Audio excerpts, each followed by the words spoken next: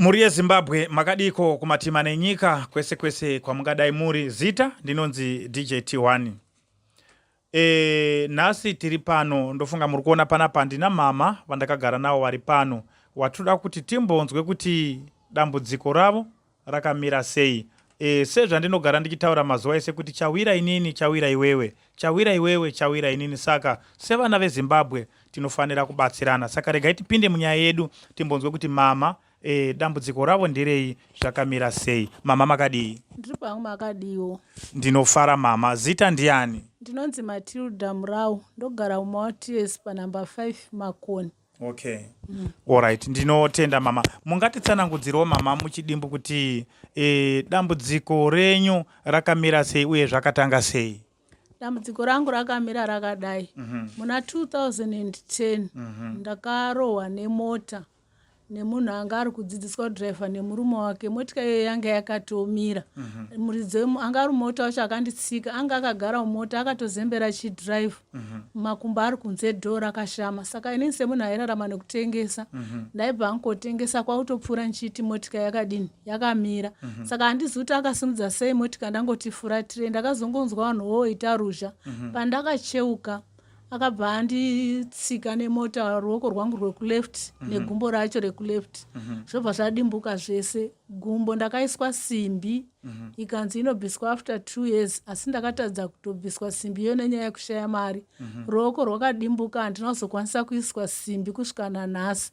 Zvakadaro ndakanga ndakungoshandisa futi ruoko 1 rwanga rwasara rwekuright ndichingoita basa rangu remaoko. Then musi wa8 June 2023 gore rapera, ndiribva futi kotengesa. Ndakanga ndakurwadziwa ngekuti ndandiri kufamba necrash. Ndopa ndati aregedzai ndizorore. Pandakazorora ndakagara pasi kuzorora kudaro, umwe murume waidrive wamotika yake yakadhakwa. Ndandisitori murodhi ipapo, ndanditori kumhiri kwerodhi. Hamene ndakajambawo sei mugero kubva murodhi maiyo ari kuuya kwatandiri kwakuina vanhu vaibika sadza. Saka vanhu vanga varipo vese vakakwanisa kutiza, asi nenhaurwa yesituation yanandiri ndakagara pasi. Kuzosimukawo kuzotiza ndakatadza. Obva yafuti ubva andirowa futi nemota yai. Ndobva ndadimbuka futi muoko wanga wasara. Hey, pakaipa. Saka izvozvi mama, muri kurarama sei? Ndiri kurarama neupenyu hwekundoti kana paine angondipawo mari kana kuti 50 cents kuti mwaiwo drink, ndotoona kuti iyoyo ndototsvagawo chekudini chekuti ndidye. Kana kuti ndikaonawo wandinoona kuti uyu akandirerukirawo uyu, ndomukumbira kuti ndipowo dhora, chero yaandipawo ndotsvagawo chekudini chekurarama. Kana ndaona agonawo andipawo upfu, kubva chaandipawo ichocho ndizvozvo zvichingoenda zvakadaro. Asi ndirorarama upenyu hwakaoma nekuti kana nemari yekuti ndibhadhara rendi zvizvi handina chikafu chacho, ndiri kutambura, handina chiro. Alright. Saka mukugara kwenyu mama mune vana here? Munogara nani mimi? Pari zvinezvi ndiri kugara nemwana 1, asi ndine vana 3. Wekutanga anogara kuHobhosi nemhuri yake, ari kundogarawo, haana chari kuita, upenyu hwakamuomera. Wechitatu musikana akaroorwa kwaHondi, anondogarawo nemhuri yake. Munondoziva kuti munhu kana ari pamba pemunhu zvinenge zvakangooma. Pamwe chida unenge ainacho, asi nenhaurwa yekuti ariwo pamutemo wevamwe vanhu vanokwanisa kutadza kukuchengeta. Wechitatu ndinaye ari kungotondishungurudza, because pamwe pacho ari kutobhemawo zvinodhaka. Titizowirirane mukutaura hatichanzwisisani kana kumutuma basa. Pamwe pacho anotokudara kuti handisi kuda, wobva watoona kuti hei panapa ndiri panguva yakaoma. Saka ndirorarama upenyu kugara chingochema misodzi nguva dzese. Alright.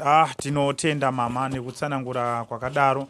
So isisu saka kumhuri yeZimbabwe mama, muri kuti kudii, rubatsiro rwipi rwamuri kukumbira kunyika kumhuri yeZimbabwe? Muri kuda rubatsiro rwakaita sei? Kumhuri yeZimbabwe rubatsiro rwandiri kukumbira ngerwekuti ndiwanewo mari yekuti ndigadzirwe maoko angu ayaiswe simbi, ndikwanise kuitawo mabasa ekuti ndingakwanisa hangu kugeza kana kubikawo chikafu changu, kundoitawo mabasa akareruka kuti ndikwanise kudini kurarama. Nekutokumbirawo izvozvizvi kuti nechekutodya chacho izvozvizvi kana handitorina kana chiro, kana ivi ndibhadhare mari yerendi handitorina chiro bapekutangira, ndingori munhu ari kungorarama. Alright mama, aiwa tinotenda. Saka ruoko kuna dhokota chiremba akati pari kudiwa mari? uru rwandagumisira izvozvizvo rwakanzi rudiwa 1600 US kuti rwiswe simbi, asi pa 1600 pacho hapana mari yemubhedha, yemadripi, yezvizvi zvimwe zvinodiwa zvana fizio ana mishonga hapana. Ingori mari yekuiswa simbi chete 1600. Alright. Aiwa, tinotenda mama. Tinodaira kuti mhuri yeZimbabwe vari kuzvinzwa, ndosaka tichiisa chirongwa chedu pajekirire kuti tinge tichibatsirana sevana veZimbabwe.